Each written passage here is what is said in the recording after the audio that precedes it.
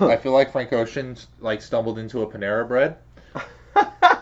Hi, this is StayFX Win. I'm Alex Shade.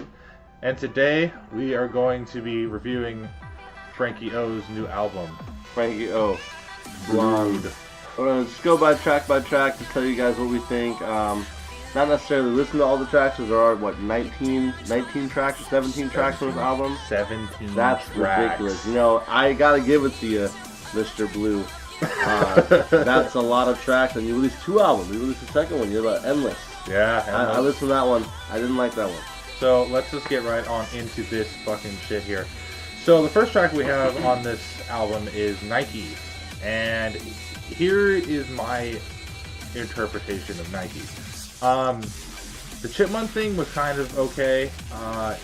It was weird for to open up an album like that, but it's Frank Ocean. He's that's what he does. He is random and weird, so that just makes sense. I think he took a lot of influence from Drake's new album.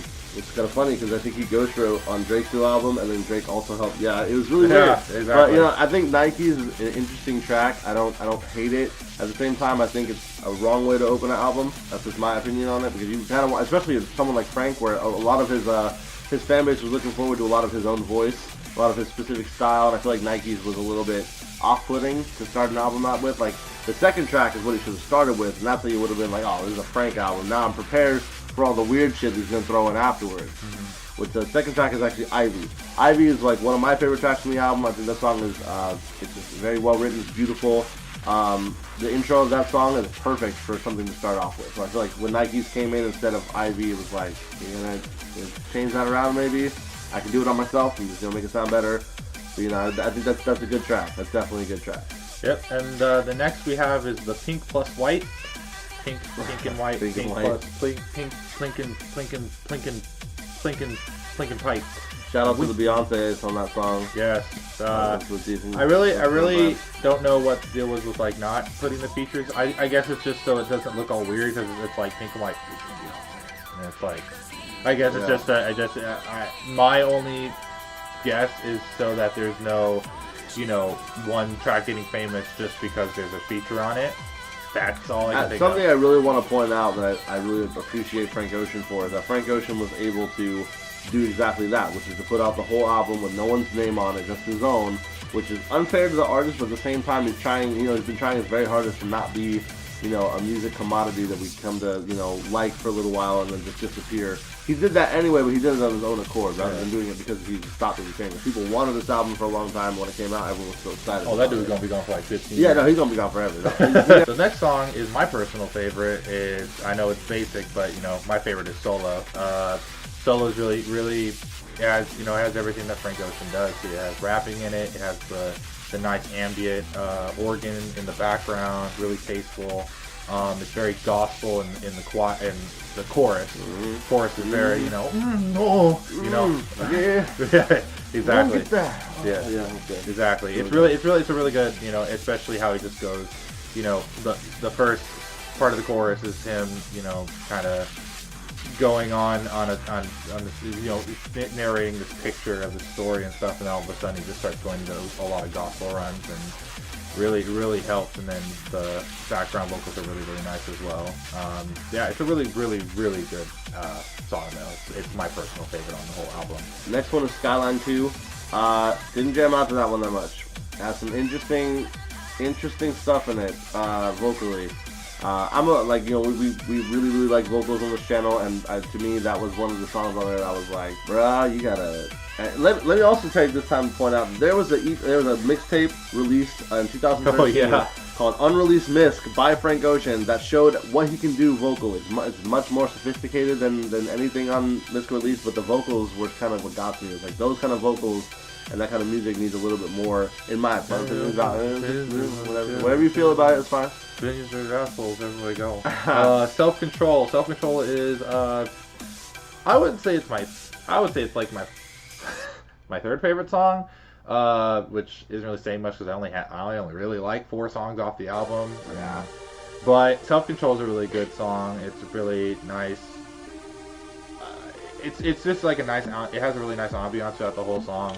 just like much like Frank Ocean does with all of his songs. And the guitar work is really nice in the background, and him just kind of just ripping and rapping, you know, how he does. And again, it's not a song that I would listen to a lot, but if it comes on, I'm not gonna skip it. If it come on the shuffle, I'm gonna do it. But if it don't come on the shuffle, we're gonna skip the number 8. Good Guy. Good Guy is another intermission song. I like that one. That was funny. Yeah. Now here's my second favorite song on the album is Nights. Nights is a good song. Nights is bad. Nights is bad. That's a bad track. See, it's Night Out. We could make a Frank Ocean song right now because I can say some weird shit and some chipmunk voice. I can't see in the dark. I got my glasses on, shades. R.I.P. Pepsi. R.I.P. Trayvon. Oh, rest in peace, Nikes. Because you have all these songs that are like kind of ambient, very. I don't want to say strange, but very textured in the way that they're written. But however, this song is really, really good because it doesn't have to be a pop song. I mean, it's 5 minutes long. I mean, it's not a pop song, but it's good regardless. It's a really good song. The next song we want to talk about is Solo, Reprise. Now this song has a lot of controversy behind it. Apparently it's Andre 3000 throwing shade at Drake for having ghostwriters, which he's I'm by myself, solo. I don't need a ghostwriter. It's basically what the message people are saying it portrays. Regardless, it's a good song. Eric, I almost said Eric Andre 3000. You can't hate Andre 3000. Yeah. That guy's a monster. Yeah, exactly. Hey, yeah, y'all. Hey, y'all. I know your roses smell like shit. Yeah. Track 11, pretty sweet. Not pretty sweet, actually. Pretty, I'm a little bit biased against this album only because after listening to the previous one, either way, you want to look at it as, Channel Orange is the previous one, or if you want to look at it as Unreleased Mist as the previous one. Because even Channel Orange had a different type of vocal style that I really liked out of Frank, and this one just didn't. It just really, really didn't. And I'm a huge advocate for the vocal, individuality, and that's something that Frank really had for Channel Orange, and for, the mixtape he came out before that, Nostalgia Ultra one. That's a very, very, his vocal style was what made him stand out apart from other people in the same genre as him. Not the type of music he was doing. He just kind of did it to, finesse himself and, add accent to his own voice, which is all his own stuff. He took it very seriously. And to me, this album seemed really lazy vocally. It was very, drawl and just very samey. It's just really, really, he sounded like he was in the studio. On my jacket. Way full, man. All the runs had, no, precision to them. It was all just sloppy. And I'm looking at damn, I could just see you in the studio, Frank. Just sitting there, just sipping on a coffee, yeah, just sipping on black coffee. Man, don't put cream or sugar in your coffee. Everyone knows that. You're just sitting there, just. Do I have to sing this? Do I have to do this? All right, fine, whatever. All right, am I done? That's what it sounds like. It really is. Is this what we got Melodon for? Yeah, the mixing was good, but the mixing makes no sense. The single tracks that you had for each individual vocal track on that song, especially Pretty Sweet, were just made no sense. You're listening to it and it's a part would come in, a second part would instantly come in around it, and it's what the fuck? What did you just do? Yeah. Why did you do that? It had a great tone, and all of a sudden it's just it has the editing ability of some GarageBand. No, not even that. It's more of some kid that's trying to start a metal band. Yeah, and just looping shit together. I don't know why he did that. Moving on from Pretty Sweet, Facebook story, nothing, just random track. That's funny. Yeah. Close to You, similar to Pretty Sweet. Honestly, a lot of lazy vocal parts in that song, and a lot of I would like to see if Frank actually was trying to go more with just the music part as his main grand venture for this album, because if that's so, then he might have done a lot better, in my opinion, to his general audience that would listen to him since day one. Yeah, bro, it's just bad. Dude, I mean, this hurts. I'm a huge Frank Ocean fan, and this hurt. Yeah. This album hurt me with the vocals. I was damn, dog, you gotta try something else.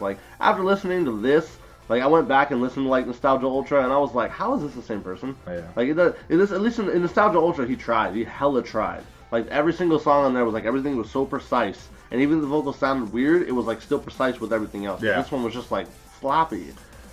Speaking of not sloppy, White Ferrari. And that's the one that is the best song on this album in my opinion. I'm just gonna let you go because White Ferrari to me was the thing that brought back that old style type of Channel Orange Frank Ocean for me. I was listening to White Ferrari like, damn, this sounds like Thinking About You. This sounds like Forrest Gump. Like, this is a good ass song. I really like White Ferrari. The style of it is similar. The vocal patterns are not lazy in that song. So I applaud that one. But didn't we heard something about White Ferrari like last year from another producer saying that song was lit. So I was assuming that song was on.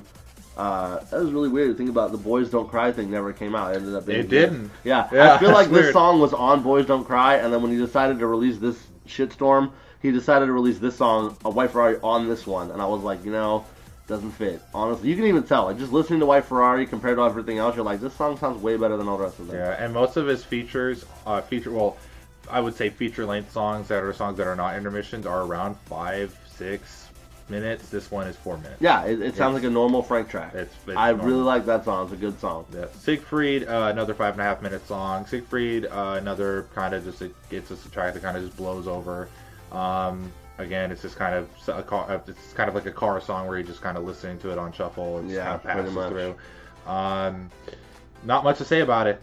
That's all it really is. Godspeed, same thing. I don't know. I'll give a little bit of credit for Godspeed. I heard some very interesting choir parts in that song, and it reminded me a little bit of the song he did with Diplo and Mick Jones, which is called Hero. If you ever heard that song, go look up that song. That song is epic. But like this song, Godspeed reminded me of that song a lot too. So that was, it's not as good as Hero because it's just boring compared to Hero, but at the same time, it does have similar elements, which I can definitely appreciate. Yeah. And then the closer, which is a Future of Free, which is basically a bunch of sound clips of interviews that are just really loud and distorted. And it's 9.5 minutes long. And for someone to close an album like that,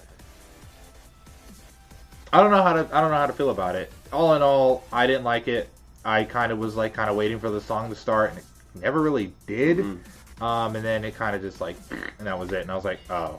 I mean, like last time, Channel Orange had that The End plus Golden Girl, which that made sense because it was literally a song and then a break, intermission, and then another song that had Tyler the Creator in it, whatever. Yeah. But this one was kind of just like, you just take a bunch of shit that you didn't pass inspection to be on the album as a full song and just threw it all together and said, fuck it. Yeah. That's what it seems. I feel like this whole album was just like a fuck it. Yeah. Like, Frank just had like one good, two or three good songs on it, was like, yeah, I like these.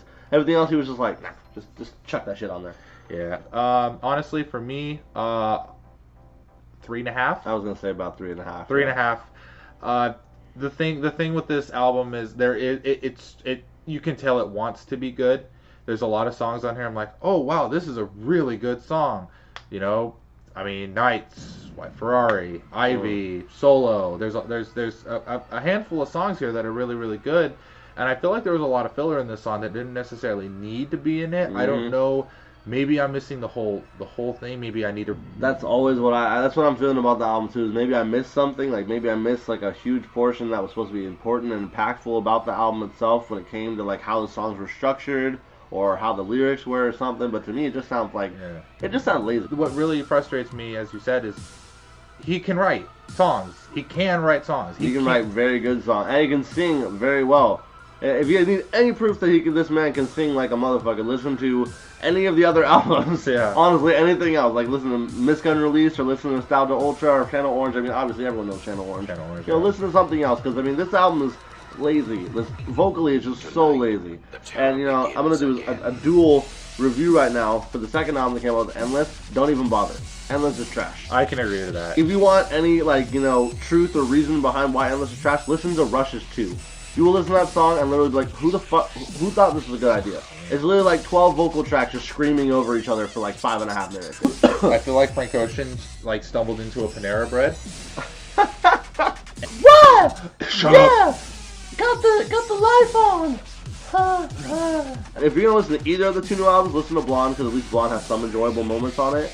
Don't listen to Endless. That album is trash. That's probably why Blonde got pushed harder than Endless did. Yeah, I guarantee you. Sounds like a bunch of like retards throwing up on each other. I am so offended. I am so offended by those vocals, because I'm sitting here like, Frank, I listen to Channel Orange all the time.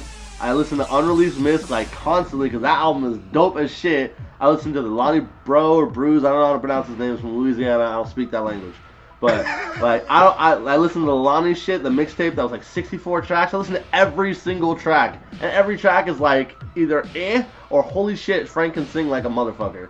So it's like going from that into like Rush's 2 is so bad. Like real quick, let me just play you an excerpt from Rush's 2, and you'll see what I'm talking about.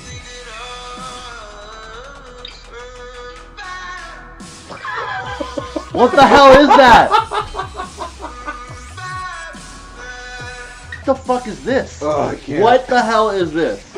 Like, please, Frank, baby, please, don't hurt me like this. I'm okay. I'm okay with Blonde. I'll ignore most of it and listen to Unreleased Myth. If you can go download that somewhere, go get that, and then listen to Blonde and be like, oh, I know what he's talking about now. He's fired.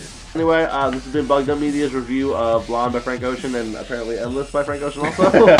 So I'm Alex Doshade. I'm Tafex Win. And we'll see you guys next time.